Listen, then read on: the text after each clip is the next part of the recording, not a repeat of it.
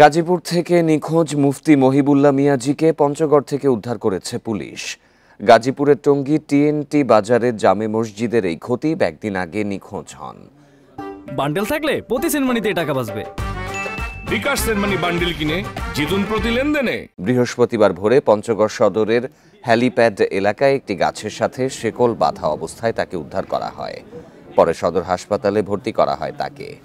মহিবুল্লাহ পুলিশকে জানিয়েছেন, বুধবার ফজরের নামাজের পর হাঁটতে বের হলে একটি অ্যাম্বুলেন্সে 5 জন লোক এসে তাকে তুলে নিয়ে যায়। এরপর তাকে অমানবিক নির্যাতন করা হয়।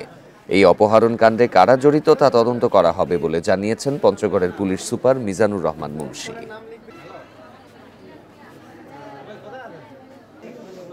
বয়স্ক মানুষকে বেঁধে রাখা অবস্থার সংবাদ পেয়ে তৎক্ষণাৎ পুলিশ সেখানে যায়, গিয়ে সেখান থেকে ওনাকে উদ্ধার করে ফজর নামাজ করে মর্নিং ওয়াক করতেছিলেন। তখন ওনাকে একটা অ্যাম্বুলেন্স করে ওনাকে অপহৃত করে নিয়ে আসে।